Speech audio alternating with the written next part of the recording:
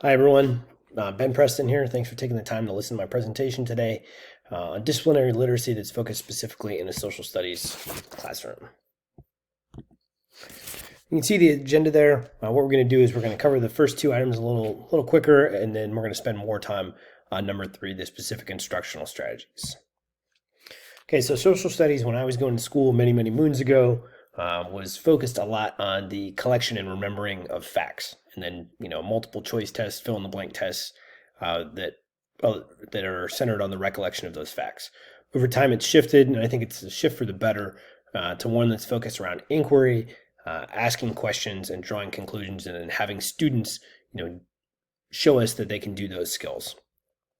Tied directly to that, in order to be able to meet the objectives that I mentioned in the first bullet, is they're going to read closely, they're going to evaluate, and they're going to interpret, and then they're going to draw a conclusion, and they're going to tell us what that conclusion is.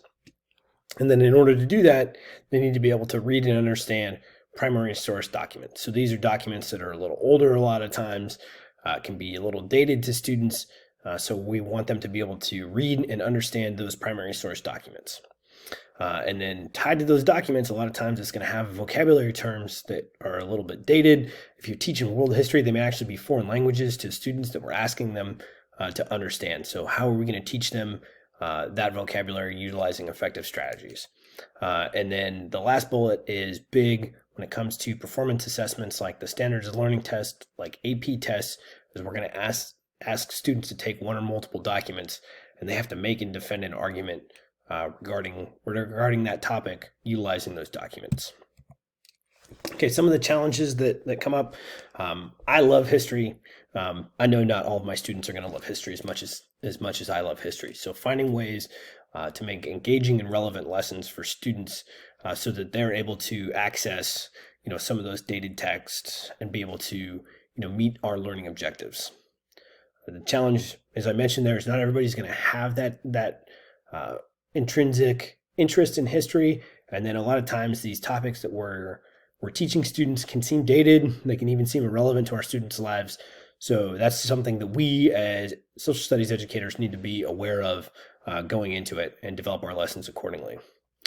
If we're introducing new strategies or topics that students may not have used and seen, we're going to need to use deliberate instruction and modeling and scaffolding. I'm going to say that several times today. The last two bullets are focused on students that may have some more challenges. So English learner students in social studies specifically, they may not have the background knowledge. If we're discussing the Civil War and they're from South America, they may not have the background knowledge. So finding ways to make connections for those students so that they're able to access or utilize their background knowledge to meet the educational objectives that we're trying to get them to achieve in a social studies classroom is something that we're going to have to deliberately think about. And then those EL students with disabilities who read at a lower level, they're going to take something like the Federalist Papers, and we're going to ask them to read it. So how do I find a way to break that assignment down so that they can access that material and complete the assignment and meet the learning objectives? Okay, so now moving into the specific instructional strategies for students is that something that came to me. I'm sure this has come to a lot of you, but things that are discussed a lot of times when it comes to English learners or special education students or struggling students, these are going to be just as applicable to the whole classroom. So if a good strategy is guided notes or a graphic organizer, we can use that for the whole class. We don't just have to use that for students that are struggling. We can set up all of our students for success that way. The next bullet is, I call it the WIFM, the what's in it for me. I put what's in it for them up there, but it's really what's in it for me. And this is making connections to their daily lives. So finding ways to connect material that may seem dated, may seem a little irrelevant to students. How do I connect that to them? So if I'm teaching about trade in the Middle Ages, finding a trade article or something about a trade topic today that can tie to that we can show them that I'm learning about this thing that's dated, but it still has connections and is still relevant and applicable today.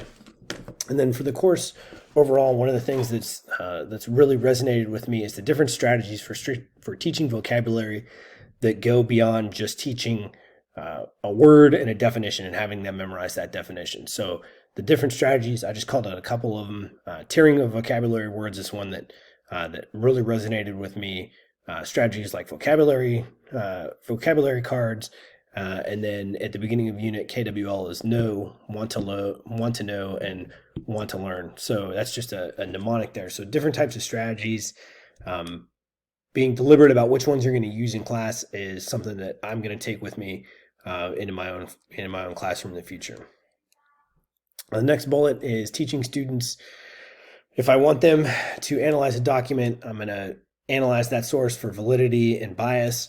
There's several different tests that are out there. CRAAP is one of them. HIPP is one that the AP world uses a lot. So if I want them to be able to use these different types of things to evaluate documents, I got to deliberately teach this to them. I got to model and I got to scaffold that instruction before I turn them loose to conduct research on their own, so that they're actually finding sources that meet the objectives and are not, getting more than Wikipedia deep.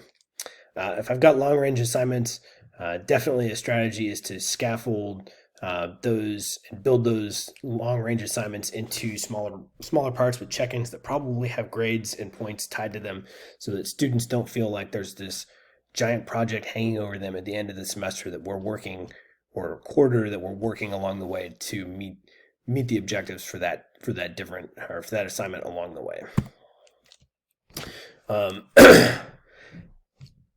If I'm going to teach a method for reading closely, if I'm teaching them a new method for note-taking, something like that, I want to make sure that I teach them how to do that strategy, and then we're going to model it, and then we're going to have guided practice so that students are set up for success, so that if I'm teaching them these new strategies and I want them to use it, that they are set up so that they're able to do so.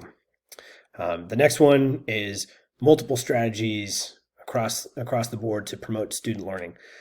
So this may be, if I know the class is going to struggle with reading the Federalist Papers, which I referenced earlier, what are the essential paragraphs that are going to help them in there?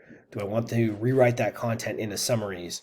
How am I going to let them access that? And that could also be utilizing text, utilizing video, utilizing audio, utilizing images or art, so that students have different potential pathways to access and be able to understand that material. The last two are specific bullets on different types of things that could be used as I think they're high impact strategies to support students. So this article that's referenced here, that's noted at the bottom on simulation. So these teachers built their entire social studies curriculum around these simulations. So for example, they had a Supreme Court role play simulation where the students had to learn about how the Supreme Court functioned, how to make arguments. They got bonus points if they dressed up. So the simulation is the endpoint, but the objectives is all the research and learning that they had to do up front in order to be able to complete that simulation. So you could tie that into vocabulary, you could tie that into writing to learn activities, however you want to go about that. But I thought that those, if you find a way to make it more memorable for students, then they're likely to remember that and really probably have that content stick with them a lot longer than if you were just teaching them off of a presentation. And the last bullet is one that I'm a big believer in, visual thinking strategies. So if you're not familiar with visual thinking strategies, it was developed by museum educators, and I think it's a great way for students to develop their observation, their thinking, their critical thinking, their argumentative, and their writing skills. So you ask 3 simple questions when you show them an image. You ask them, what's going on in this picture? What do you see that makes you say that? And what more can we find? So you could take this and you could turn this into a bell ringer activity at the beginning of a class that involves writing. You know, have a writing to learn assignment. You could use it for entry tickets. You could use it for exit tickets. You could use it to lead into small group discussions. You could use it to lead in to a whole lesson. You could do a whole lesson on breaking down an image or a piece of artwork that ties to your relevant social studies content. And then over time, you're going to continue to use that. They're going to build that knowledge base, and then they're able to take that and move forward and become, better thinkers and more critical thinkers. So thanks everybody for listening. The references on all the articles that I mentioned are listed on the slide here. The slide presentation is posted on this as well. So thanks again, everybody, for listening. Have a good day.